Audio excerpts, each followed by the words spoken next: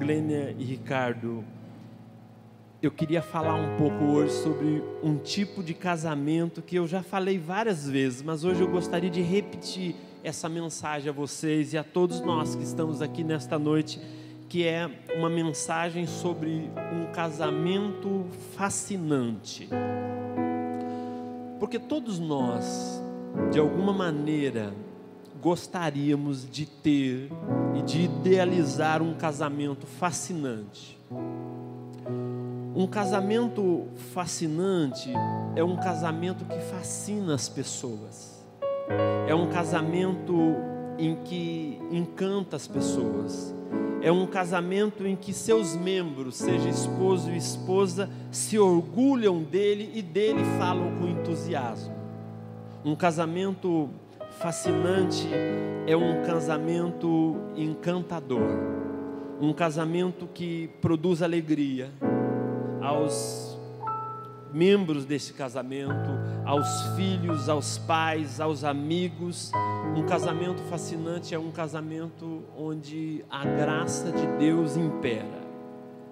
Mas a pergunta talvez nesta noite, Ricardo, seja: do que compõe um casamento fascinante?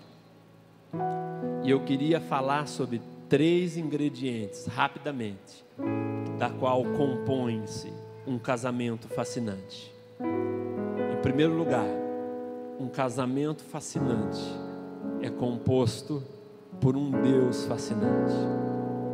Eu vou repetir. Um casamento fascinante é composto por um Deus fascinante. Um Deus que na pessoa do Pai, a Bíblia diz que Ele amou. Um Deus que a Bíblia diz que na pessoa do Filho Ele salvou. Um Deus que na pessoa do Espírito diz a Bíblia que Ele habitou o homem. Um casamento fascinante é composto por um Deus fascinante. Um Deus que restaurou a comunhão com a humanidade. Um Deus que entregou o seu próprio Filho para ser morto na cruz do Calvário para nos salvar. Um Deus que nos guarda, um Deus que nos protege, um Deus que nos consola, um Deus que trouxe vocês dois aqui, um Deus que um dia preparou você para ela e você para ele. Portanto, Glênia e Ricardo, um casamento fascinante é composto por um Deus fascinante, e um Deus assim só pode ser chamado de grandioso és tu. Então minha alma canta-te, Senhor, grandioso és tu, grandioso és tu.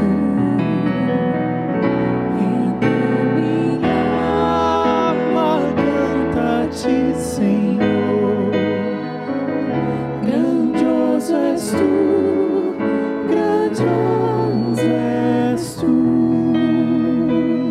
Então minha alma, Senhor, grandioso és tu, grandioso és tu.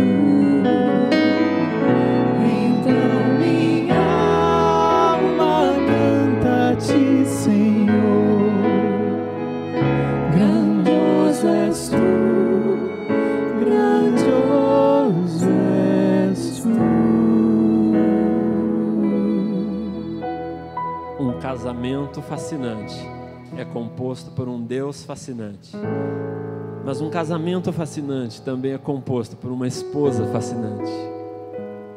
A Bíblia diz assim, Glênia, em Efésios 5:22: vós, mulheres, submetei-vos a vossos maridos.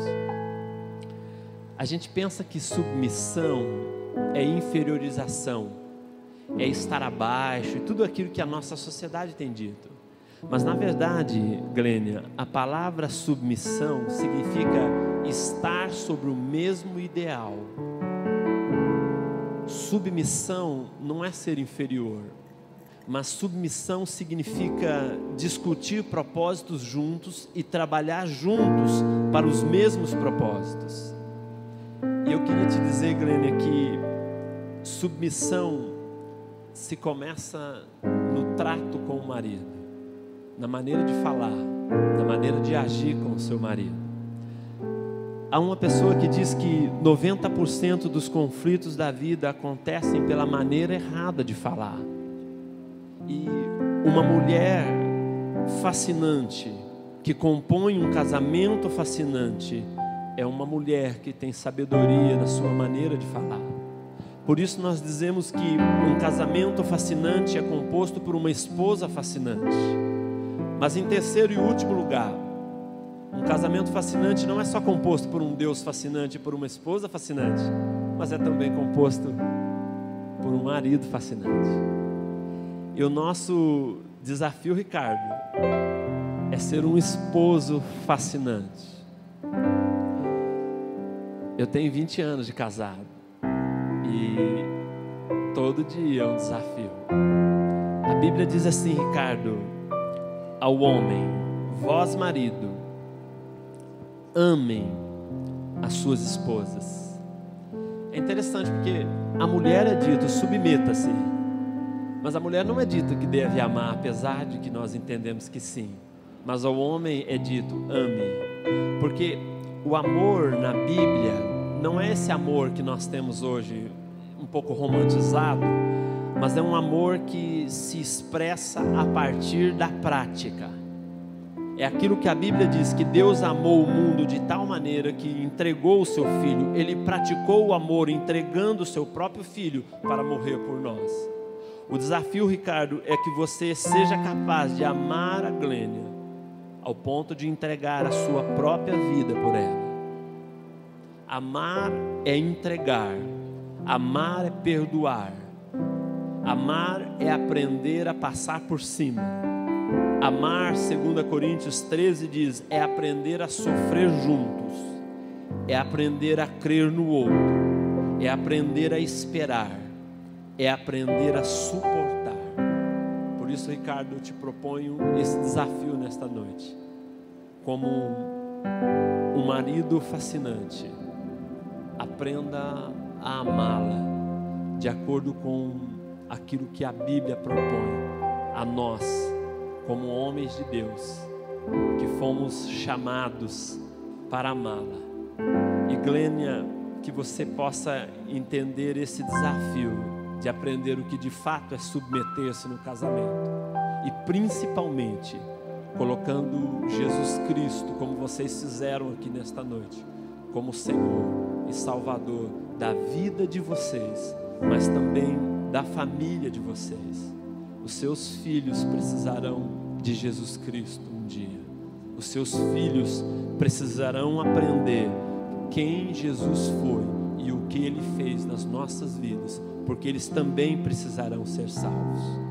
Que Deus abençoe a vida de vocês.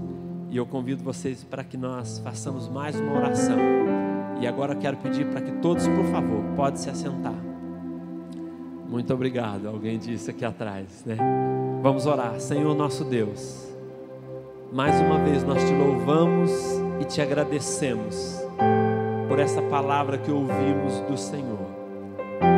Que o Senhor possa ser o Deus fascinante da vida da Glênia e da vida do Ricardo. Que o Senhor possa ser o Deus fascinante deste casamento.